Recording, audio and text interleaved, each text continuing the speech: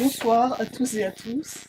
Bienvenue chez Carib. On est très heureux d'accueillir ce soir Antoine Mouton qui est là et Amandine Lay qui va pas tarder à arriver pour parler donc de leurs deux derniers livres qui viennent de paraître aux éditions de la Contralée avec Julien Delorme qu'on remercie d'être ici ce soir pour animer la soirée. Alors, je vais peut-être juste en profiter pour vous dire un petit mot sur le Festival Raccord. Cette rencontre s'intègre au Festival Raccord, qui est un festival organisé par une association d'éditeurs indépendants, qui à l'origine regroupe 4 petites maisons d'édition, qui sont les éditions Chandaigne, À propos, Espaluette et Point de Suspension. Peut-être que ça fait écho pour certains d'entre vous. Et on organise ce festival avec une dizaine d'autres éditeurs indépendants, dont la Contralée. Voilà pourquoi cette rencontre s'intègre bien au festival ce soir. Dans le Festival Raccord, vous retrouvez donc le parcours des libraires qui vous donne plusieurs rendez-vous en librairie et d'autres événements qui à chaque fois ont lieu à Paris ou en Ile-de-France. En fait, l'idée du festival, c'est de mettre en avant un livre d'un éditeur indépendant en croisant une autre forme artistique. Il va y avoir des projections, des danses, des lectures dansées, des lectures musicales, des ateliers de gravure, de traduction. Et à chaque fois, c'est dans un lieu qui fait écho au thème du livre. Donc, on vous donne rendez-vous au musée d'Apeur, aux archives nationales. Et la semaine du temps fort du festival, ce sera du 19 au 23 avril. Cette semaine. Vous avez le programme juste à l'entrée. Ce que je vous propose peut-être pour démarrer la soirée, c'est qu'on commence par une lecture d'un texte de Chômage Monstre. Ça, ça fera une bonne introduction. Le premier, c'est un poème de Chômage Monstre qui est dédié à mes employeurs. S'appelle Poème à laisser sur la note au moment de régler l'addition. Monsieur, respectable monsieur, qui sévissez de table en table, portant vos bouts de papier plaintifs, où les comptes sont faits, où les sommes sont dues, tout est noté, rien n'est omis, ce n'est pas donné. Monsieur, vous faites bien votre métier, et si j'osais, je vous dirais, vous ne faites que cela. Monsieur que nous nommons garçon, serveur, s'il vous plaît, ou Joseph. Joseph, si nous avons sympathisé, ce qui est fort probable, car je vous trouve très aimable, et vous ai fait quelques blagues qui, allégeant votre démarche raide, ont dû vous donner une opinion favorable du client que je suis, hélas. Oui, Joseph, je vous trouve vraiment sympathique. Un peu prévisible, certes, je m'attendais à l'addition. Protocolaire mais charmant. Bien qu'au-delà de la conversation légère, des propos gais que nous avons tenus, des mets succulents que vous avez portés à ma table, de tous ces vers que vous avez remplis à ma demande, tous mes vœux exaucés grâce à vous, il y est la note, dont le montant pourrait nuire à notre relation naissante si j'en faisais cas de la note. Rassurez-vous, car notre relation m'importe. Mon cher Joseph, je ne vous en veux pas. J'espère que nous partagerons ce sentiment. Les relations sans réciprocité sont épuisantes. Nous en avons débattu lorsque le vin rouge a succédé au vin blanc, et vous avez pris mon parti. Étiez-vous hypocrite alors? Je ne peux le croire car je vous crois. Vous savez changer l'importun en complice rieur, et renvoyer le débonnaire à sa situation. Vous êtes un homme crédible, Joseph. J'aurais cependant préféré quelque chose de plus intime qu'une note accompagnée de rien, sauf d'un bonbon que je ne mangerai pas, car mes dents se déchaussent depuis quelque temps déjà. Une conversation, par exemple. Quand le café ne menaçait pas de fermer, vous n'étiez pourtant pas avare de paroles. Toujours un mot gentil, Joseph, et moi de vous répondre, et vous de rebondir, puis à mon tour, au vôtre, au mien, ad libitum, Joseph. Quelle belle soirée nous avons passée. Toujours une pensée dont vous me faisiez part, quand vous veniez vider mon cendrier. Et cette réflexion profonde, presque trop intime pour une première rencontre, que vous avez émise spontanément, sans pudeur exagérée ni timidité d'usage, au sujet du quartier et de ses modifications, lorsque vous êtes venu ajouter un dessert au fromage vite avalé, un peu fade ces fromages, Joseph, mais vous n'y êtes pour rien, et puis au bout du compte, j'ai plutôt bien mangé. Joseph, vous m'avez redonné foi en l'espèce humaine. Je vous ai posé des questions sur votre métier, vous m'avez répondu sans méfiance. Je vous ai demandé notamment si les additions non réglées sont déduites de votre salaire. Sans méfiance, Joseph, vous m'avez répondu. Non. Beauté des échanges nocturnes aux terrasses des restaurants. Simplicité, candeur, la vie. Vous êtes un homme vivant, et cela me suffit pour vous aimer tout entier, même pour être ému de vous voir respecter si docilement ce protocole à raidir un mollusque, à ossifier une limace, à carapacer une anguille, et conserver malgré cela la plus précieuse des souplesses, celle du cœur. Mais, Joseph, mon ami, alors que je vous posais des questions à propos de votre métier, vous n'avez rien demandé quant au mien. Vous n'aviez pas le temps, bien sûr, il y avait beaucoup de clients, votre attention était intense mais partagée. Or, si vous m'aviez demandé, comme je l'ai fait pour vous, si je gagne bien ma vie, je vous aurais dit tout de go qu'à vrai dire, je ne la gagne pas, ma vie, je la dépense et l'emprunte, puis la perds invariablement. Malheureusement pour moi, je sais que vous vous seriez senti concerné en apprenant ce que je n'ai pas eu le loisir de vous révéler, je ne travaille pas. Joseph, je n'ai pas d'argent. J'en ai cherché, croyez-moi bien, mais je n'en ai pas trouvé. Aussi comprendrez-vous, car vous êtes intelligent, cela se voit, pourquoi je vous écris plutôt que je ne vous règle. Si vous m'aviez posé la question de ma situation sociale, je me serais livré à vous le plus naturellement du monde. Peut-être auriez-vous hésité avant de me resservir à boire, votre conscience professionnelle semble infaillible, mais vous auriez surmonté vos doutes, ignorant les soupçons au profit de l'ivresse. Au moins, n'ai-je pas trahi votre confiance. Je suis parti sans vous régler, mais sans vous décevoir non plus. D'un homme qui n'a pas d'argent, on espère qu'il s'acquitte quand même de ses dettes. D'un homme dont on ne sait rien, on ne pense rien. Je n'ai pas suscité chez vous trop d'attentes et je m'en félicite, car je sais que l'espoir trahi est une douleur dont on ne se relève pas facilement. Je pars donc sans régler la note, certes, mais sans vous infliger de souffrances inutiles non plus.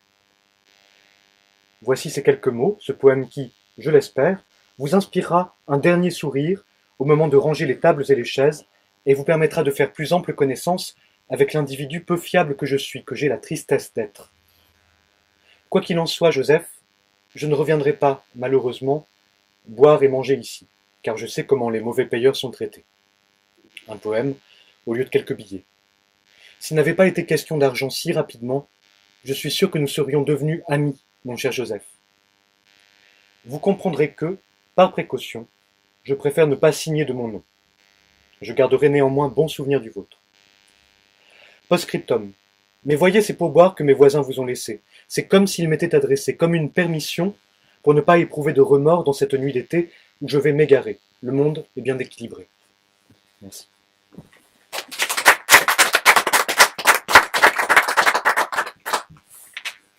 On parle un petit peu des deux textes qui nous ont donné envie de faire cette rencontre ce soir. Alors, à première vue, on pourrait dire ce qui relie Chômage Monstre et La Femme Brouillon, c'est un éditeur, La Contre-Allée, donc éditeur lillois qui va fêter ses 10 ans l'année prochaine, qui consacre une grosse partie de son catalogue à la littérature francophone contemporaine, à la création principalement, plus qu'à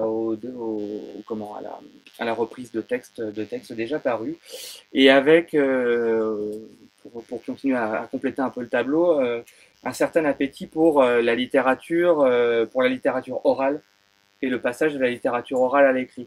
Alors on l'a entendu un petit peu avec le texte d'Antoine et on aura l'occasion d'y revenir. Il y a une oralité qui est assez évidente et qui se dégage du texte à la lecture. Et ça, c'est vraiment une constante de la maison d'édition. Au-delà de cette affinité de catalogue qui se crée par la publication conjointe, deux textes qui parlent de sujets de société, l'un et qui sont assez intimes dans leur manière de parler de sujets de société.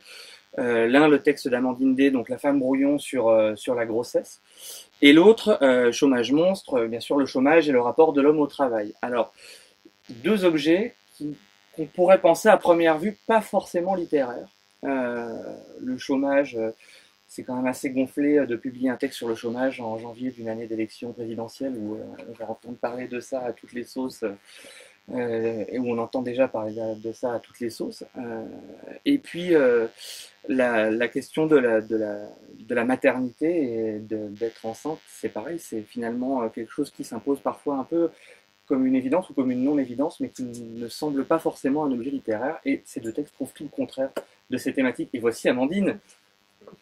Juste dire quelques mots avant l'arrivée d'Amandine. Moi, j'ai découvert Antoine Mouton en lisant ce roman qui est paru chez Bourgois, où il y avait, donc, ça s'appelle Le metteur en scène polonais, donc le personnage d'un metteur en scène polonais qui est aux prises avec un roman, et en fait, ce roman est piégé, il change à chaque lecture, et du coup, le metteur en scène qui tente d'adapter ce roman au théâtre a pas mal de problèmes.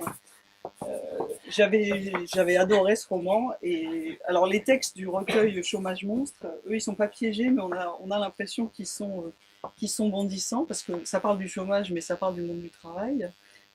Ça parle de ceux qui sont à ces marges du monde du travail, qui sont smicards, chômeurs, qui en sont ou qui rêvent d'en sortir. Et j'ai trouvé que c'était un texte très fort, enfin c'était des textes très forts qui bousculaient vraiment le lecteur. On a l'impression que c'est un concentré à la fois d'intelligence et de poésie, que c'est des textes qu'on a envie de lire à voix basse, à voix haute, de relire, et qui dévoilent à chaque fois des nouvelles couches de sens. Alors le premier qu'on a entendu, le poème a laissé sur la note au moment de l'addition, c'est...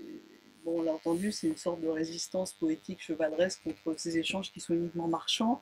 C'est le texte, il y a des choses un peu dures, mais il est accessible, il permet d'entrer facilement dans le chômage monstre. Ensuite, on a l'impression que tous les textes sont très différents, ont été écrits sur des situations, des conditions différentes, mais qu'on va de plus en plus vers des choses métaphoriques très profondes et vers l'intimité.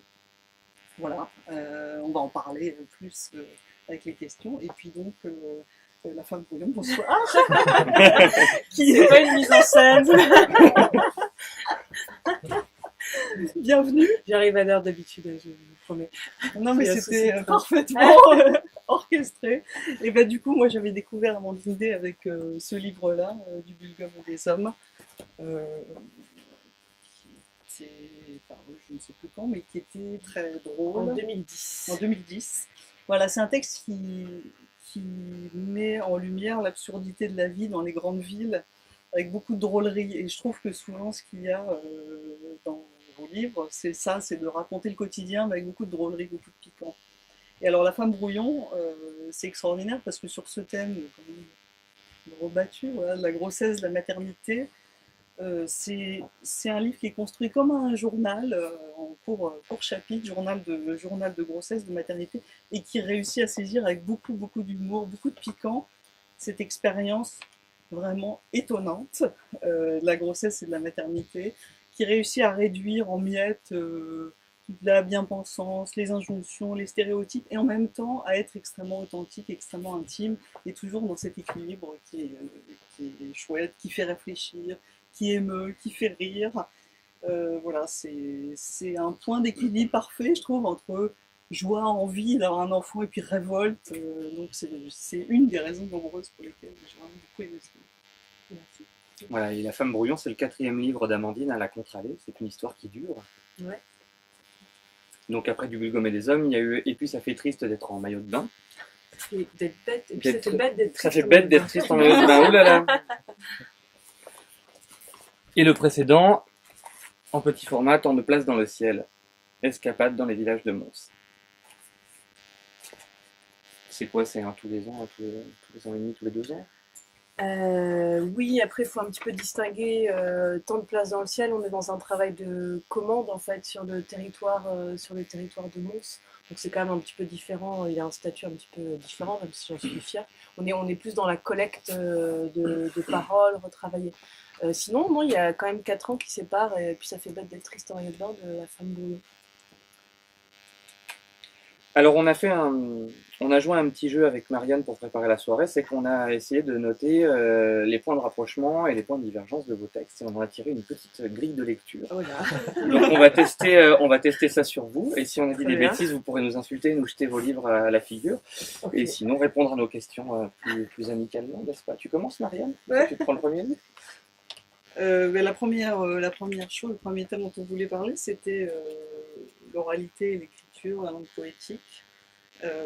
Donc j'ai trouvé, moi, à propos de l'écriture, qu'il y avait une forme d'évolution dans Chômage monstre, que je disais qu'on allait d'un texte plus léger en apparence à des textes à la fois plus métaphoriques et plus intimes pour le dernier.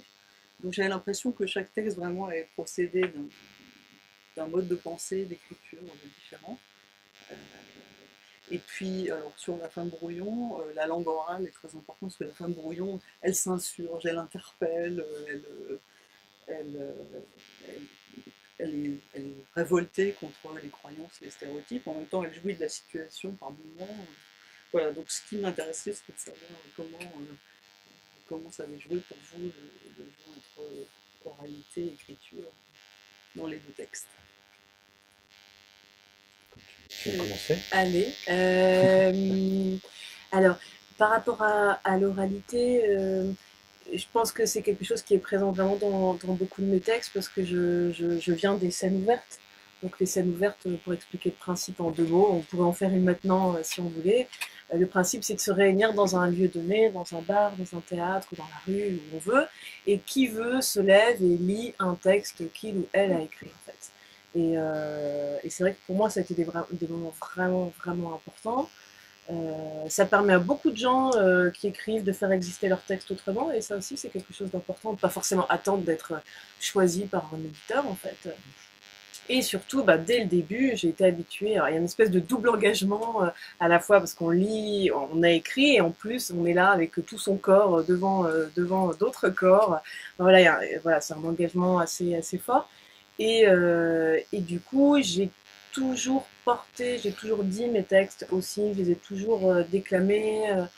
Et, euh, et pour moi, c'est aussi une question c'est aussi quelque chose. Enfin, je sais que ce qui tient debout à l'oral, si le rythme est bon à l'oral, je sais que ça tiendra aussi sur le papier en fait. Donc c'est pour moi un bon. Je continue de dire mes textes à l'oral et je continue aussi de proposer des lectures musicales, enfin voilà, qui sont un peu des prolongements. Du coup, l'oralité pour moi, elle est. Puis c'est vrai que là, dans La Femme Brouillon, il est aussi beaucoup question du corps, et du coup, l'oralité, ça permet aussi voilà, de donner un peu de force, un peu de rythme. Et c'est important aussi que ce soit pas une langue qui soit trop académique et trop propre dans un texte comme La Femme Brouillon, justement. Ouais, moi, en fait, dedans, dans Chômage Monstre, il y a 5 séquences un peu différentes. Et à chaque fois, les 4 premières sont 4 masques. Sont 4 masques différents de- alors des masques de l'oralité, quoi, aussi. C'est-à-dire que le premier que je vous ai lu, pour moi, je pensais vraiment à une chanson des années 30, quoi, quelque chose de cet ordre-là que j'avais en tête. Vraiment un manuel, quoi, comment faire pour pour pas payer l'addition, vraiment. Le deuxième, c'est plus un discours, il y a des notes en bas de page, il y a quelque chose de plus universitaire dans la circulation du texte et même dans l'adresse. Après, il y en a un qui est qui joue beaucoup plus sur des sonorités ou des échos, quelque chose. Enfin, la forme malgré tout est très précise et petit à petit, l'idée était d'arriver au dernier poème qui s'appelle Chômage Monstre. Enfin, il a 2 titres, mais un des 2 titres c'est Chômage Monstre, qui est le plus long et qui était ce que j'espérais être le plus débarrassé de tout. De toute, oui, de tout masque, quoi, peu à peu. Enfin, en tout cas, le masque le plus neutre possible. Où la langue arrive sans vraiment. Elle est même pas bizarre, c'est-à-dire elle est presque, oui, c'est ça, presque un point neutre finalement dans le langage. Quoi. Tu as une formation à l'oral aussi? Tu as fait la scène ouverte ou Non, j'ai pas fait de scène ouverte. J'étais un petit peu comédien à un moment, mais j'ai arrêté. Et du coup, au moment du processus d'écriture, c'est quelque chose que tu... Oui, tout le temps. Oui. Je dis toujours mes textes en les écrivant. Si, parfois même en les écrivant, mais enfin, j'ai vraiment du mal à laisser, à imaginer qu'un texte qui sera publié ne soit pas lisible en fait, lisible à l'oral. Je commence à me le dire en fait petit à petit, qu'en fait c'est pas mal.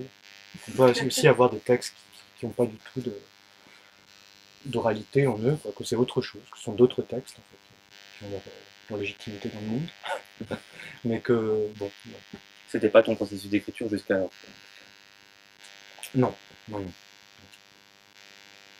Alors il y a quelque chose que je trouve assez chouette dans vos deux textes aussi, c'est qu'il y a une exigence orale, donc ça se déclame très bien. On sent que l'écriture est travaillée, et en même temps, il y a tout un jeu de bascule où vous introduisez assez régulièrement, alors c'est assez sensible dans La Femme Brouillon, par moment dans Chômage Monstre, mais un jeu avec le ridicule et la manière de subvertir un peu un sujet sérieux et une forme bien arrêtée en la décalant légèrement. Ça fait partie, ça aussi, de votre processus d'écriture naturelle ou alors, Amandine, c'est assez présent dans tous tes livres. Oui, parce que moi, je crois que j'aime bien jouer avec la norme, me disputer avec elle. Et c'est vrai que c'est quelque chose qui est très présent dans mes livres. Et c'est vrai que la maternité, pour le coup, c'est vraiment le royaume de la norme et des injonctions. Et, euh, et du coup, pour moi, ouais, ce que tu appelles le ridicule, ou moi, enfin, en tout cas, la place de l'humour, pour moi, c'est vraiment enfin, vraiment de reprendre le pouvoir, en fait, sur tout ça. C'est pas, alors, aussi, je sais que en riant ensemble, on se rapproche et que ça crée une complicité avec le lecteur ou la lectrice et que du coup, j'essaie de l'embarquer avec moi dans ma façon de voir les choses. C'est aussi pour moi vraiment enfin, une forme de lutte contre cette oppression, en tout cas que moi j'ai vécue par rapport à beaucoup d'injonctions.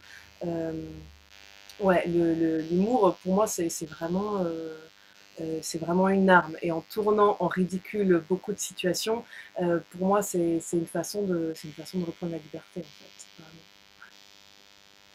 Chez toi aussi, c'est vrai que c'était Oui, moi j'aime bien enfin, je dis pas que j'aime bien, c'est que j'ai une espèce d'attirance forte pour le grotesque, quoi. Enfin, c'est l'humour qui m'intéresse, l'humour un petit peu hystérique, parce que sinon ça m'ennuie un peu. L'humour trop calculé, ou, quand vraiment, bon, il y a quelque chose d'un peu. Oui, vraiment grotesque, quoi. Et c'est une manière d'aller, au fond, d'aller aussi un peu contre soi, c'est-à-dire contre les normes qu'on impose nous-mêmes, quoi. J'ai l'impression, c'est-à-dire qu'il y a un moment où on aimerait bien même dézinguer ce qu'on fait. Oui. Bon, bah, c'est bien. Non, T'as trouvé un peu braqué sur toi. c'est ça. On peut entendre un extrait de La Femme Brouillon. Ouais, bien sûr, avec plaisir.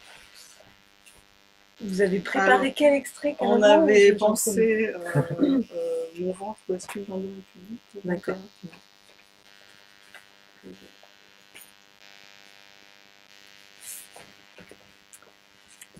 Mon ventre bascule dans le domaine public. On s'autorise des gestes déplacés en temps normal. On touche mon ventre comme un gris-gris, le dos du bossu, la tête du singe. Moult commentaires. Il est petit, rond, carré, vers l'avant, non, vers l'arrière. Plutôt que de ringardes félicitations, beaucoup me gratifient de traits d'esprit sur mon soudain embonpoint, si bien qu'on me répète à longueur de journée que, dis donc, j'ai sacrément grossi. Je fais preuve à leur égard d'une patience toute maternelle. À la piscine, le maître nageur s'avance pour corriger mes mouvements. Des jeunes filles m'interpellent sous les douches, des inconnus me félicitent. Les parents improvisent une leçon de choses, rappellent à leurs enfants qu'ils viennent eux aussi d'un ventre, ce qui me vaut des regards soupçonneux de ces derniers. Belle occasion aussi d'exercer ses pouvoirs divinatoires à peu de frais, d'ouvrir la boîte à fantasmes. Il sera musicien, affirme quelqu'un. Les sorciers amateurs ont une éthique. Ils ne prédisent jamais un enfant toxicomane ou monomaniaque. La solitude de mes concitoyens est cependant à géométrie variable. On prend soin de moi le dimanche matin, quand l'ambiance est au soleil et aux petits chèvres frais. En fin de journée dans les magasins, mon ventre s'estompe. Dans une file d'attente, une femme refuse de me laisser la priorité. Elle aussi a des enfants, qu'est-ce que j'imagine ? Dans le métro, malgré mon nouveau statut de personne à mobilité réduite, les regards glissent parfois sur mon ventre sans que personne ne me cède sa place. Je m'arrange alors pour ressembler le plus possible au pictogramme à mon image. Ventre ballon en avant, main sur les reins. Quelqu'un finit toujours par se lever, scandalisé que personne ne l'ait fait avant lui. Je tente des images d'auto-affirmation. La première fois que j'ose demander à un jeune homme de me céder sa place, il me répond qu'il est lui-même handicapé, et je repars piteusement. Un autre s'agace. Pourquoi toujours nous, les jeunes ? Battle de faibles. Dans la rue, les hommes s'écartent sur mon passage. Plus personne ne me demande mon 06 ni me traite de pute. Je suis devenue respectable. Évidemment, ça a un prix. Si je m'avisais d'allumer une cigarette ou d'ouvrir une canette de bière, les regards me piétineraient. La société surveille ces mères de famille.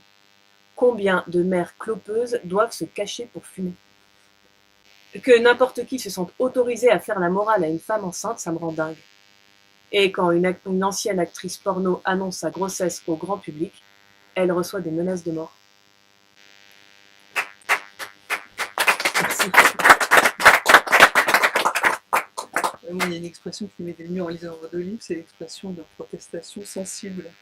Parce que la femme brouillon, elle proteste, elle proteste contre les injonctions, quand elle est enceinte. Alors moi, j'adore, parce qu'il y a plein de registres dans ces protestations.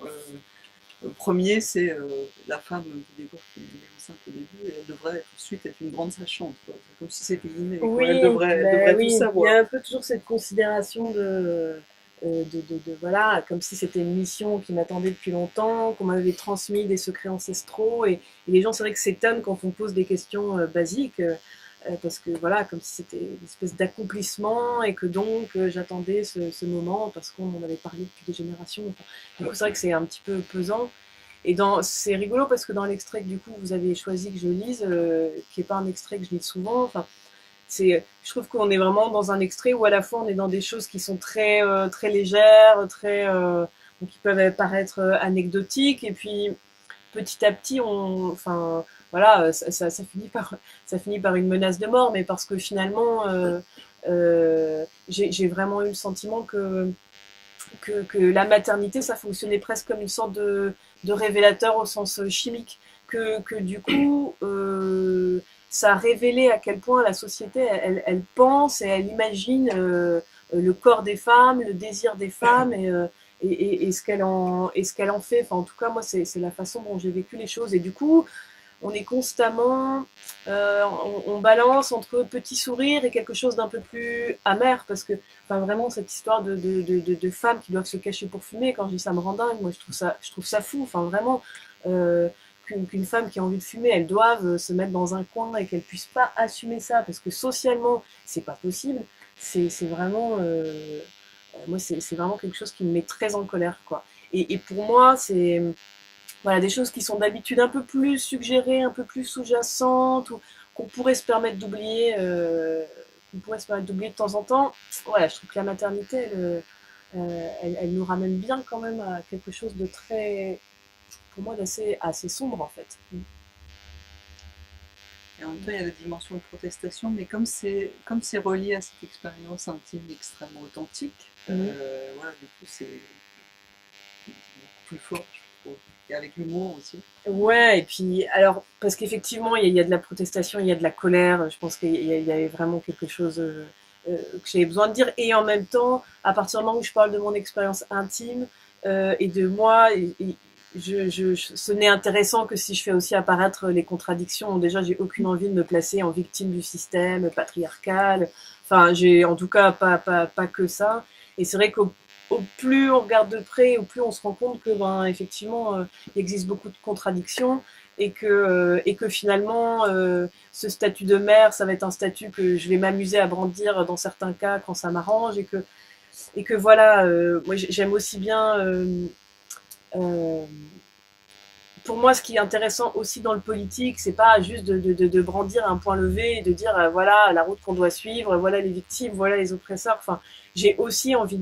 Ce qui m'intéresse, moi, c'est les nœuds, et c'est montrer aussi que parfois, malgré soi, on vient aussi se couler dans la norme, en fait, et je trouve que c'est d'ailleurs quelque chose aussi qui apparaît dans ton texte à toi. Enfin, ok, une fois qu'on s'est débarrassé, enfin, tu me diras, mais ok, une fois qu'on s'est débarrassé du travail, devant nous, il y a une espèce de vide, et voilà. Et moi, j'ai aussi envie de dire ce rapport à la norme, et aussi parce que avec la mutation et les changements de la maternité, il y a une espèce de grande aspiration d'un coup à une espèce de norme, à un travail. Enfin, la norme est toujours tentante. Et moi, j'aime bien parler de cette tentation de la norme, en fait, où malgré tout ce qu'on sait et malgré voilà, les combats qu'on mène, les batailles, il y a toujours un moment où on se dit ah, tiens, si je faisais juste ce qu'on attend de moi, en fait, pour une fois, est-ce que ce serait pas confortable et est-ce que je pourrais pas en tirer parti? Enfin, il y a toujours un peu ces contradictions. Ça renvoie un peu à ce qu'on trouve dans ton deuxième texte, notamment sur le caillou, Ouais. le travail comme un caillou. Oui, comme quelque chose oui, oui, d'accepter le caillou, quoi, d'accepter cette rigidité, parce que bon, c'est l'idée de une norme, c'est une rigidité, donc c'est très rassurant. Enfin, je veux dire, c'est un plaisir. En fait. C'est vrai. Il y a une espèce de Une sorte joie de à jouissance, être ouais. contenu, à être tenu, quoi, surtout.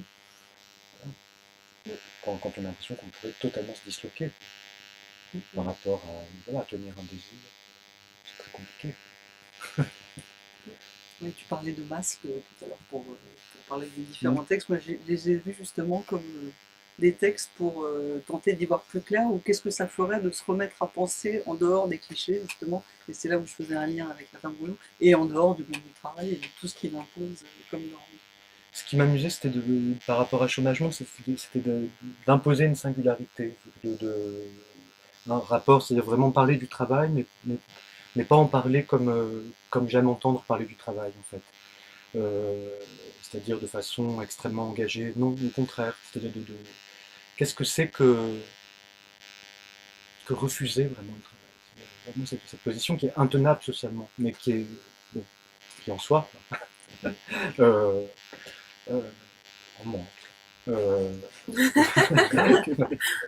Mais bon, oui, c'est ça, c'était cette idée-là j'avais l'impression que là, disons, le poétique pouvait se loger à cet endroit-là pour rejoindre ce thème qui est tellement récupéré avec des mots tellement déjà très occupés, quoi, que c'était très difficile d'y aller tranquillement, quoi, naïvement. Mais finalement, si, en fait, c'est-à-dire par un surcroît de naïveté, on peut y retourner. Il y a quelque chose qu'Amandine disait lors d'une précédente rencontre autour de la femme brouillon. Tu disais qu'écrire sur ta grossesse avait servi à circonscrire le champ de certaines interrogations qui t'étaient venues lorsque tu avais vécu ça. Et c'était une manière de faire le point, non pas pour trouver des réponses, mais pour faire le bilan de ces interrogations. Antoine, est-ce que c'est un peu la même chose pour toi sur Chômage? Oui, c'est-à-dire c'est un texte qui est né vraiment d'une expérience réelle qui était assez simple. J'ai quitté un travail et j'avais peur, euh, mais j'avais vraiment envie de le quitter. Et donc, comme j'avais peur, et que je voulais savoir ce que j'allais faire de ma vie, euh, j'ai quitté Paris à pied en longeant la Seine jusqu'à la mer. En fait, ça prend pas beaucoup de temps. 13 jours, quoi. Et puis on reste vraiment 5 jours sur la ligne du RER A. 5-6 jours. Il y a même moyen de rentrer chez soi le soir pour recommencer. Finalement, c'est presque un boulot, quoi. Et là, j'ai commencé à écrire des petites choses, mais finalement, je ne les ai pas récupérées, ces choses-là, parce que c'était il y a 8 ans. J'ai juste récupéré le souvenir que j'en avais. Parce que l'enjeu à ce moment-là, c'était surtout marcher, finalement pas écrire. Mais je me souvenais malgré tout de très très légères choses. J'ai pas vérifié si le souvenir était exact, mais je les ai récupérés comme ça. Euh, c'est un- oui, voilà. Mais c'est lié à cette expérience-là de se retrouver, oui, de vraiment pas avoir beaucoup d'autres recours que d'aller voir la mer pour savoir ce qu'on veut faire de sa vie. Et j'ai pas compris, t'as retravaillé des choses que tu avais écrites Pas à ce vraiment moment-là? retravaillé, Non, j'y c'est ai plus repensé. l'expérience que J'avais écrit des choses à ce moment-là, puis j'avais pas envie de retourner les voir, parce que je voulais pas me servir de ce que j'avais écrit comme d'archives. Je trouvais ça presque un peu triste à ce moment-là. Je voulais les réécrire vraiment sur le souvenir que j'en avais. En disant, qu'est-ce que j'en avais retenu, quoi. Il s'est passé combien de temps entre le moment où tu es parti et le moment où tu as commencé à travailler le matériau pour l'écriture? Oh, beaucoup finalement, il y a eu, c'était, je sais pas, c'était 2011, oui, ça peut être 5 ans, 4-5 ans. 4-5 ans. Mais il y avait aussi un poème duquel je me souvenais, et qui lui était carrément plus vieux, c'était vraiment un des premiers poèmes que j'avais écrit, et ça c'était vraiment il y a 15 ou 16 ans. Il y a un passage là-dedans, tu sais, je me souviens de certains mots que je m'étais amusé à l'époque à mettre ensemble, et, j'ai pas voulu retourner le voir, d'ailleurs je pense que je l'ai perdu, mais je l'ai récupéré là-dedans aussi. Parce qu'il était là, enfin, juste sur le souvenir. On peut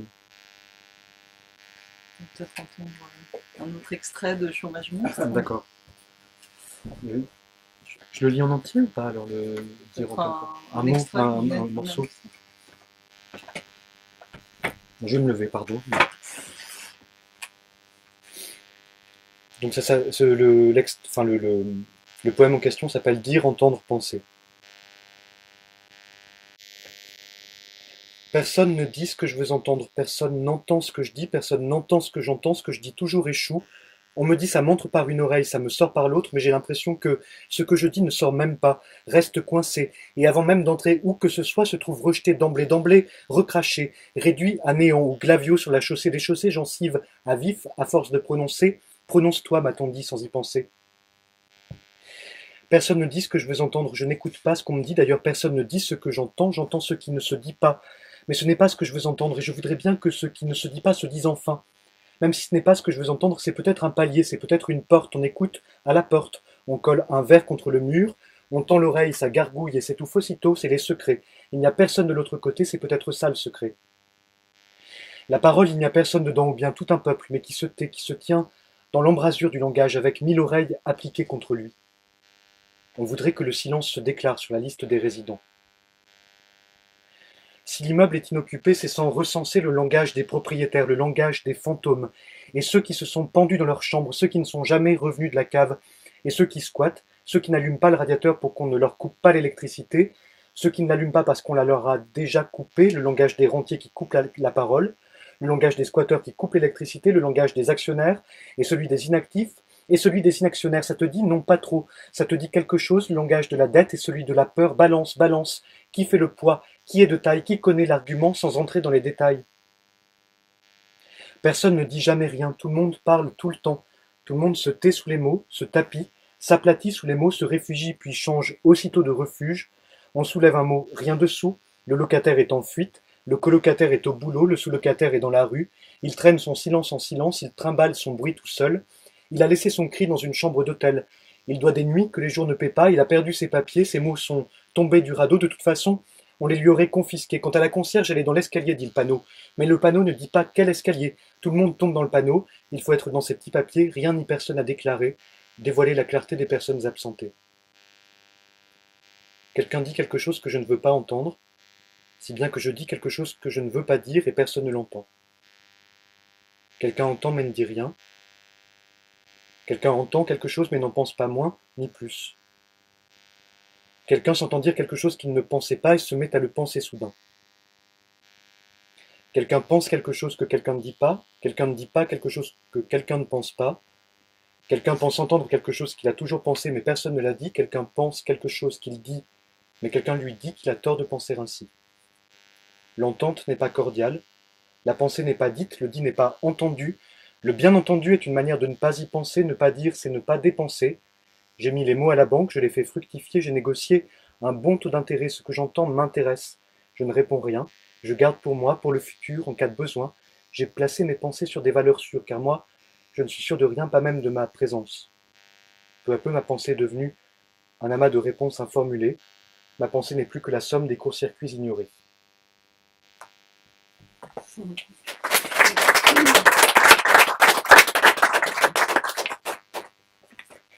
Celui-ci. Alors, une autre thématique qui nous a frappé dans vos deux textes, c'est le rapport au corps. Alors, Amandine, tu as déjà commencé à en parler de par ta démarche d'écriture, et puis bon, c'est assez évident dans le sujet même de La Femme Brouillon que le corps va avoir une place importante dans le texte, mais dans Chômage Monstre aussi. Et on a trouvé qu'il y avait deux dynamiques un peu croisées dans vos textes, puisque le texte d'Amandine partirait de l'expérience corporelle pour aller vers l'écrit, et le texte d'Antoine partirait de la réflexion pour revenir au corps, puisque le dernier poème parle notamment d'une mise en mouvement. Ça vous semble... Déjà, on n'a pas dit de bêtises, là. Voilà. C'est drôle, c'est vrai. Et en même temps, c'est contestable. C'est vrai ? C'est vrai, je pense que ça... Je sais pas pour ce que tu en penses. Oui, parce que...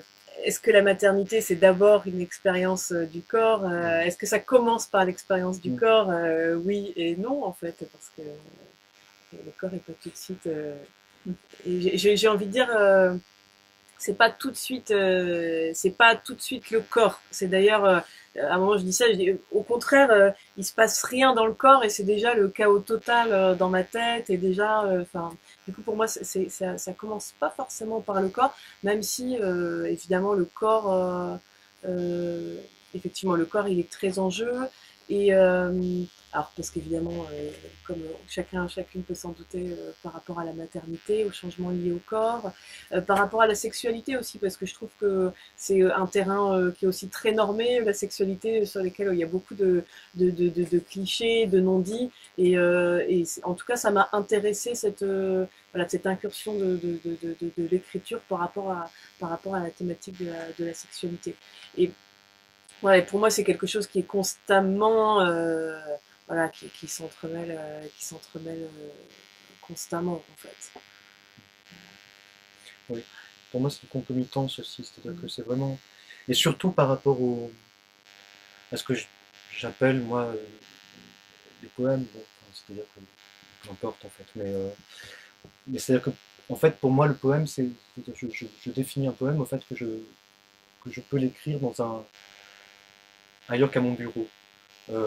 C'est-à-dire que malgré tout, les romans, bon, il y a une masse qui fait qu'au bout d'un moment, je suis tenu à ce bureau parce que je dois avoir toutes ces feuilles ou ces fichiers d'ordinateur devant moi et que j'y suis lié. Alors, il y a quand même un rapport au corps, mais qui est plus minimal finalement. Alors que combien de poèmes j'ai écrit alors que j'étais en train de, je sais pas, faire du vélo ou dans un bus simplement, d'être debout, enfin des poèmes qu'on écrit en marchant, enfin il y a tellement en fait, c'est-à-dire déjà le fait d'être en mouvement amène le poème, ou le fait de vouloir écrire un poème amène le mouvement, enfin tout ça est quand même très très lié. Et comme tu disais, le voyage à pied le long de la Seine jusqu'à la mer a suscité un peu d'écriture, mais pas énormément. Mais par contre, pour revenir à écrire cette chose-là, je suis passé par d'autres biais, c'est-à-dire mais qui étaient aussi des biais physiques. C'est-à-dire, en fait, je peux écrire un poème chez moi, mais pas face à un ordinateur. Vraiment pas face à une cloison. Ou alors vraiment un poème sur une cloison. Mais bon, enfin, c'est-à-dire qu'il y a quelque chose, je me souviens des poèmes que j'ai écrits chez moi, mais sinon je peux pas. J'aime bien prendre le bus pour écrire, vraiment. Ou le train. Le train, c'est génial pour écrire un poème. C'est vraiment parfait. Par contre, pour écrire un roman, c'est le bordel, parce que on est tellement lié aux aléas aux incidents que tu connais, que bon, enfin, c'est-à-dire qu'on a du mal à tenir une structure. Mais c'est intéressant, du coup, je rebondis par rapport aux autres clichés quand même, les rituels de l'écrivain et de l'auteur. C'est Valérie Rousseau qui dit moi j'écris toujours entre deux portes, j'écris toujours. Et je trouve ça super intéressant quand même, parce qu'il y a quand même ce cliché très fort de l'auteur derrière son bureau, puis souvent quand on lit je sais pas moi, les magazines, souvent les magazines, certains magazines littéraires aiment bien aussi diffuser cette image-là de l'auteur qui est très bourgeoise en fait, hein, quand même, comme image, derrière son bureau en chêne massif qui est là, et puis sa bibliothèque, son rayonnage, et là attention, j'écris, enfin, et je trouve ça quand même super intéressant. Et en tout cas, moi, c'est aussi ce que j'ai vécu, parce que du coup, la maternité, le bébé, etc., bouleversait complètement mes repères habituels d'écriture. Et aussi parce que dans ma tête, j'étais très colonisée par plein de choses. Et c'est vrai que finalement, ça m'a obligée à oublier ces histoires de rituels, d'horaires, de places qu'il faut avoir pour écrire. Et en fait, c'est vrai que entre deux portes, dans un mouvement, on peut aussi écrire. Et finalement, avoir beaucoup de temps et d'espace pour écrire, c'est pas forcément un service qu'on rend à soi-même ou au texte, en fait. Et je trouve ça intéressant, parce que c'est des clichés assez récurrents, je trouve, en termes de littérature. Il y a Barthes qui en parle vraiment très très bien dans la préparation du roman de cours au Collège de France. Enfin, il parle très très bien de tout, il a récupéré tout un tas d'anecdotes, mais qui sont, moi je trouve passionnantes parce que c'est vraiment la question du comment. Et la question du comment, on a tendance à l'ignorer ou alors à l'idéaliser, comme tu dis. Enfin, moi j'aimerais bien avoir un bureau en Chine. Tu veux dire que c'est juste une question de précarité en fait? Mais bon, enfin, c'est-à-dire qu'il il parle de tout ça très très bien. Il arrive à ce point où lui-même se met dans la situation d'écrire un roman qu'il n'écrira pas. Et il en vient, il raconte beaucoup, je crois, 3 ou 4 cours différents. Ce moment où, arrivant à un dîner avec des amis très mondains, ben, il se met à écrire devant eux, c'est-à-dire à être tellement préoccupé, et c'est pour lui l'acte révolutionnaire le plus dingue. Mais c'est vrai que c'est assez enfin, c'est une place particulière, c'est une place sociale particulière. Enfin, ça me met dans une situation sociale particulière, l'écriture. J'ai l'impression dans la ville. Par exemple, il y a le Jarmouche qui parle très bien de ça, de Patterson sur Carlos Williams, enfin, de montrer comment ce poète commence à écrire juste dans la petite seconde avant que son collègue arrive et lui demande comment est sa journée, enfin comment il va bien, comment il va, et lui il répond toujours bien, mais son collègue non, et donc il doit l'écouter. Là c'est la fin de l'écriture de la toute petite phrase du poème qui est ensuite reprise à la faveur d'un accident ou d'un truc. C'est très beau en fait, c'est-à-dire la situation, c'est-à-dire pas totalement en dehors du monde, avec un bureau en chêne massif face à l'océan, c'est pas tout à fait ça, c'est en même temps c'est dans le bus quand même, c'est tout en travaillant, tout en, malgré tout l'écriture existe. Et moi, je trouve que ça peut aussi être presque, en tout cas moi je peux le vivre comme ça, c'est presque agressif aussi pour moi d'écrire, enfin je veux dire de défendre cet espace-là vis-à-vis des autres et vis-à-vis, enfin de récupérer du temps d'écriture, enfin je sais pas, bah ouais, et puis enfin faut justifier de ce temps-là. Alors heureusement de temps en temps on est publié, parce que sinon oh là là, c'est inassumable en fait ça c'est notre garantie pour pouvoir être tranquille pour les fois d'après pour écrire pendant 3 mois. Ouais. Mais ouais, il faut, enfin quand même on est toujours un peu, et puis il y a quand même toujours un truc un peu soupçonneux quand même dans le fait d'écrire, et du coup pour moi ouais, parce que alors je sais pas si toi tu animes des ateliers d'écriture, mais moi j'en anime assez souvent. Les gens, ils sont ravis de venir en atelier d'écriture, non pas parce que je suis une animatrice extraordinaire, mais parce que juste à un moment, c'est un espace et du temps qu'elles savent qu'ils vont pouvoir accorder pour écrire. Parce que sinon, dans leur vie, enfin voilà, c'est super difficile de trouver ce temps-là pour écrire. Donc pour moi, il y a un truc toujours un peu agressif à repousser parmi toutes les injonctions qu'on a tous, toutes, pour juste écrire et prendre le risque d'écrire et peut-être écrire un truc nul en fait. C'est ça aussi le problème, c'est que et c'est aussi ça dont je parle, enfin, c'est qu'à un moment il faut prendre le risque d'écrire alors qu'on est rempli de doutes, et pour autant il faut être suffisamment fort pour faire de la place à ça, quoi. Et du coup c'est une démarche qui est, ouais, que moi j'estime parfois agressive, quoi. Fermer la porte et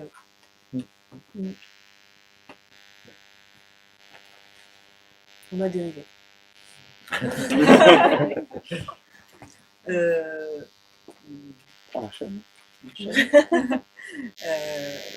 Un autre thème qu'on trouvait qui était commun au livre, c'était la démultiplication du soi par l'écriture. Alors dans La Femme brouillon, c'est particulièrement génial. Il y a en fait un de ces soi qui est nommé, qui est la femme lézard, qui est cette femme au réflexe archaïque, la maternité forte qui apparaît au moment de l'accouchement, et qui alors elle justement se moque de la littérature. Elle, ce qui l'intéresse, c'est l'enfant. Elle veut l'enfant, il est au centre de ses attentions. Il y a la féministe, il y a l'auteur, il y a des restes de l'adolescente qui est toujours là dans la femme, et c'est la justesse là, c'est tous ces différents soi qui cohabitent, et des affrontements, de montrer la complexité des affrontements entre la femme lézard et les autres. Voilà, ça, c'est quelque chose que j'aime.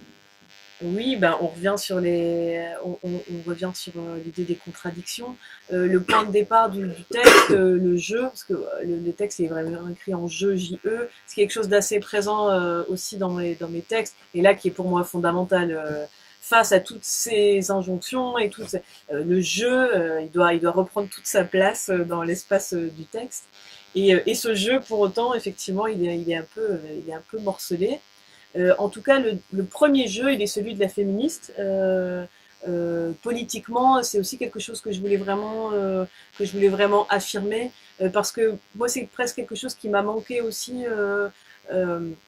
Quand je me suis battue avec toutes ces questions-là, c'est est-ce que une féministe, parce que souvent la maternité c'est un peu l'angle mort du féminisme en fait.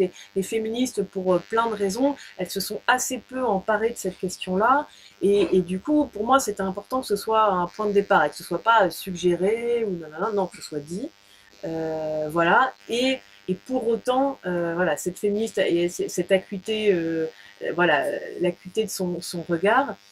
Et en même temps, effectivement, elle va être malmenée par toutes ces autres identités, et notamment la femme lézard. Et la femme lézard, effectivement, c'est celle qui a ces réflexes archaïques liés à une espèce de chimie étrange de la naissance. Et c'est aussi celle qu'adulte volontiers notre société, en fait.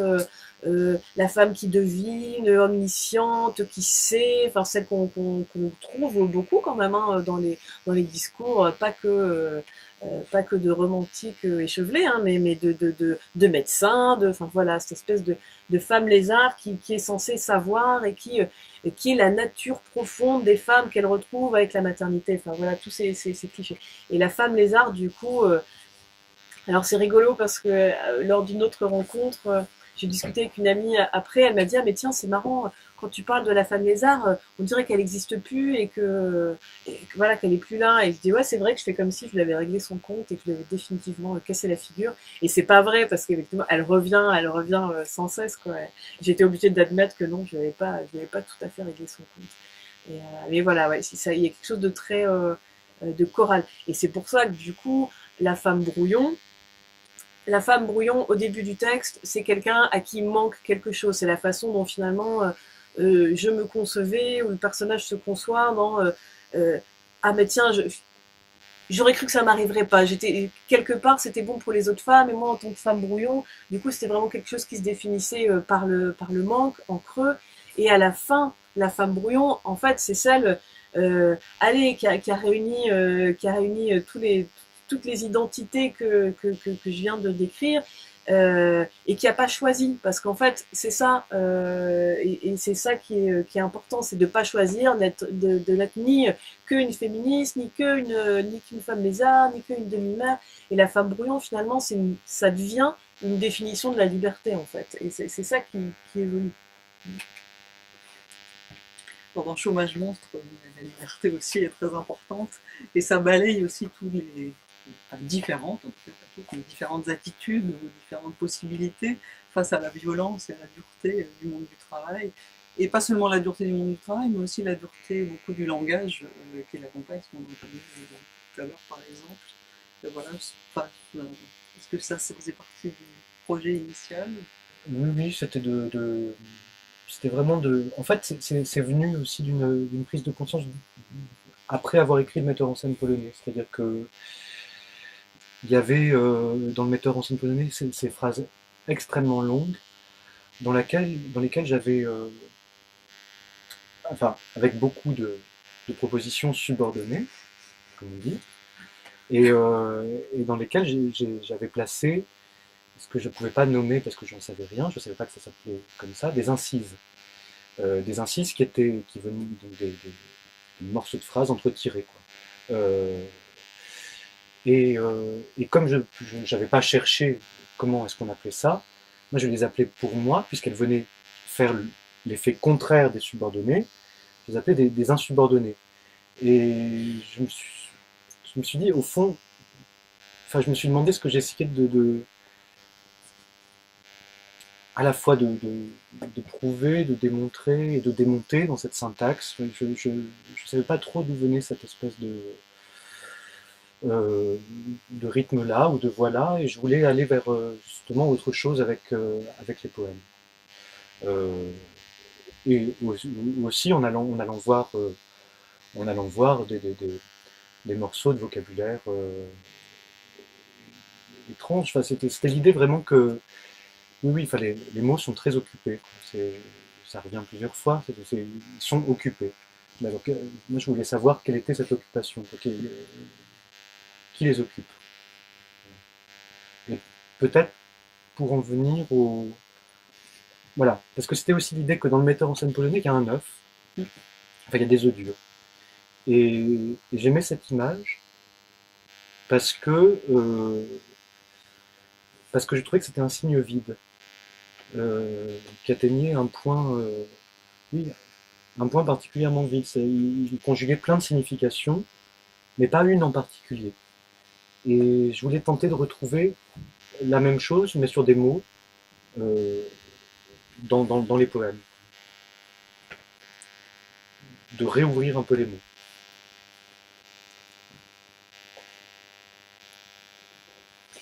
Alors, une autre chose importante dans les deux textes, mais ça on a déjà commencé à en parler, c'était difficilement évacuable pour séparer les choses, c'est le regard des autres et de la société. Les autres. Oui, c'est les autres. Les autres, oui, je sais pas. Bah oui, alors effectivement, par rapport à la maternité, bon là j'en ai, pour le coup, j'en ai déjà pas mal parlé du regard de la société. Alors c'est le regard des autres sur nous et c'est aussi celui qu'on a intériorisé, parce que sinon ce serait pas drôle, quoi.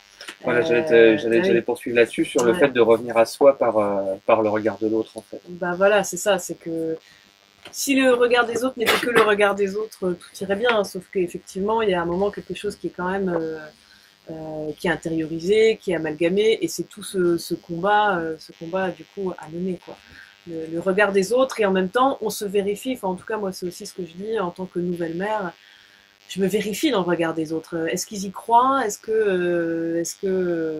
le fait qu'ils y croient sur ce malentendu, du coup moi-même j'arrive à y croire. Enfin, il y a à la fois mais c'est ce que tu disais aussi, le regard des autres, on le combat et en même temps il nous structure, il nous rassure. Enfin, on est dans cette espèce de mouvement-là constant. Les autres. Moi, je l'oublie un peu dans ce texte, mais je crois qu'il n'y a pas tant que ça de présence des autres, ou alors... Oui, c'est-à-dire, mais Joseph est presque une... Joseph, c'est pas vraiment une altérité, quoi. C'est comme une figure, comme les quelqu'un de l'extrait que j'ai lu, c'est-à-dire c'est quelqu'un, mais enfin bon, c'est quand même soi aussi. Enfin, il n'y a pas tant il n'y a pas un vrai autre là, je crois. L'autre, c'est plutôt soi, en fait, là, à cet endroit-là. L'autre à rencontrer, c'est moi. C'est-à-dire, il y a eu un moment comme ça, on n'est plus rien quand on... je sais plus exactement tu me citais. J'ai honte maintenant. Non, mais on n'est plus rien quand on ne peut plus être autre, quoi. C'est-à-dire qu'il y a un petit moment comme ça où c'est la question de la définition. Alors oui, là, l'autre entre en jeu dans la définition. C'est-à-dire que c'est quelque chose qui a souvent été... enfin, que je me suis souvent demandé, c'est-à-dire quand on aborde quelqu'un, surtout à Paris, il y a cette question de qu'est-ce que tu fais dans la vie, qui n'est pas grave en soi, c'est vrai que c'est une approche, et aussi d'où tu viens, c'est encore une autre, qui n'est pas grave en soi, mais malgré tout, qu'est-ce que tu fais? Finalement, c'est une question très complexe, quoi. C'est-à-dire que, est-ce qu'il faut choisir parmi ce qu'on fait une chose? Est-ce qu'il faut raconter tout? Est-ce qu'il faut développer tout un CV? Est-ce que c'est ce qu'on fait? Est-ce que c'est notre travail? Est-ce que c'est pas ça? Enfin, ça a toujours été très compliqué même de dire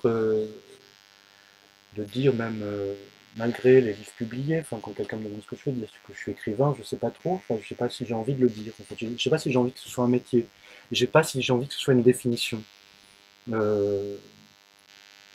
Et je suis libraire aussi, mais est-ce que j'ai envie de le dire non plus? Je sais pas. Parce que j'ai l'impression que c'est comme restreindre l'être à ce qui fait 4 heures par jour, quoi.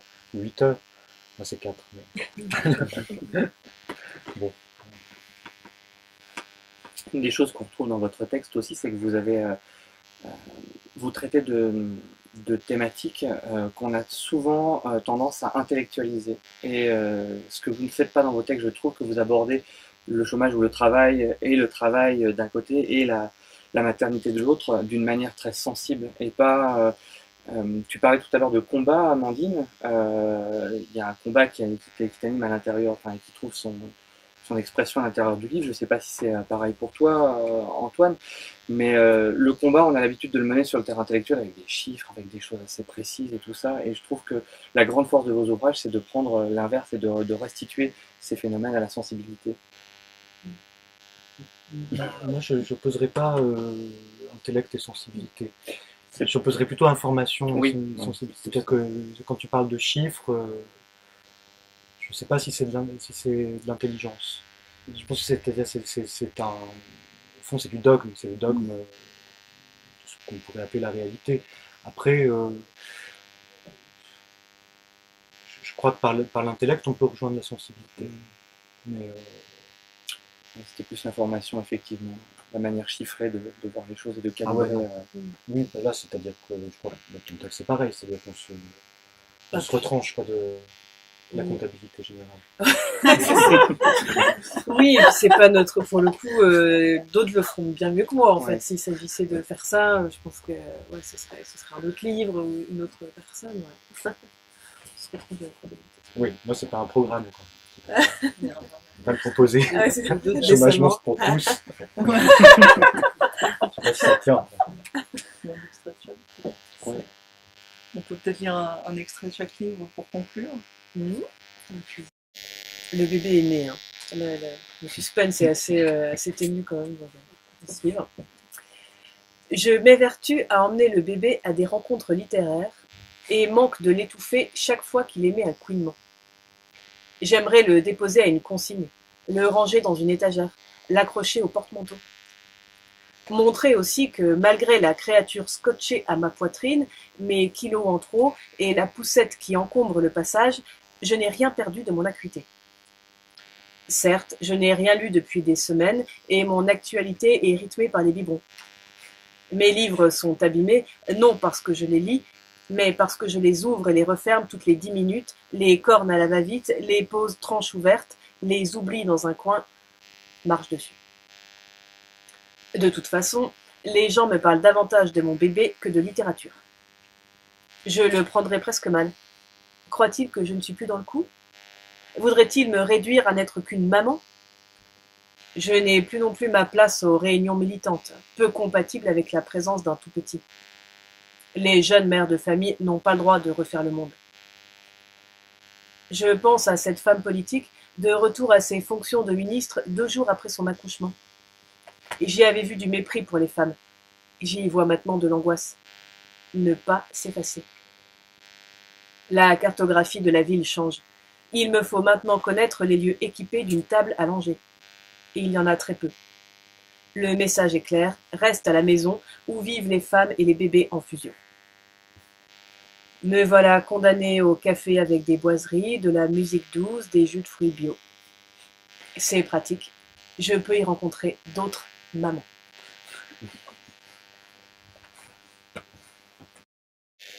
Ou un peu le début du dernier. Ouais.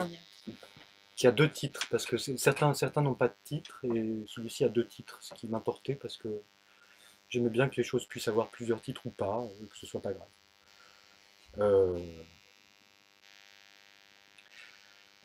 Les journées libres, mais je vous ai pas dit les titres. Après quoi, et chômage monstre. Voilà. Les journées libres, mais pas moi. Moi très contraint au contraire. Très lié, sanglé à ma contradiction, ma diction contre-air. Quand je travaillais, je bégayais.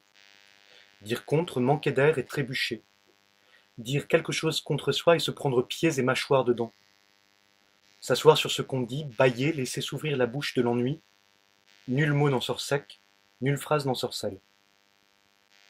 Silencieusement s'étourdir jusqu'au siphon, mettre des obstacles entre dire et soi, c'est ça le travail. Soupeser les cartons de soupe, les défaire, les plier, les porter vides à la benne, attendre qu'ils reviennent pleins. Remplir les sacs, les porter, les vider, ramener les sacs, tout recommencer. Le ressac du travail. Le bégaiement de l'ordinaire sous l'aboiement de l'ordre. Se tenir entre le chaos et l'ordre, jouer les intermédiaires. Je bégayais, même oui était un mot pénible à prononcer, il manquait toujours une lettre pour s'accorder. Ouah, oui, ou, jamais entier le oui, qu'articulé dans une vie de pantin. J'ai quitté la boutique, mais comme je bégayais, j'ai dit bourrique. J'ai démissionné du bourreau, ma tête était déjà bien entamée, le langage tremblait. Pas sous la peur, non, mais comme des petits sauts, jamais plus hauts, toujours égaux, des petits sauts vers rien. Les étoiles ne brillent pas sous les trop plafonds pop-corn empêchés par l'aluminium. J'ai creusé où on m'a dit de creuser. J'ai pris ma pelle et ma pioche, j'ai mis mon casque et mes œillères, j'ai vu quand même. Le travail est un mensonge. J'ai eu un emploi, on m'a donné un emploi du temps, je n'avais plus de temps pour moi.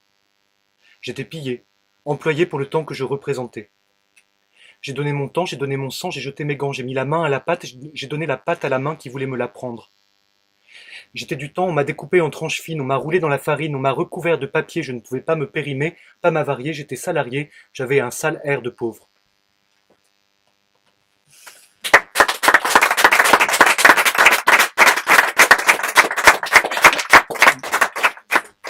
Merci beaucoup. Je pense que vous avez entendu et vu à quel point ces livres sont formidables pour vous-même et pour offrir. Merci donc Amandine, merci Antoine, merci Julien pour l'animation, merci à Céline pour ses mots sur le Festival Raccord. Et donc n'hésitez pas à poursuivre la discussion autour d'un verre. Merci Marianne. Merci beaucoup.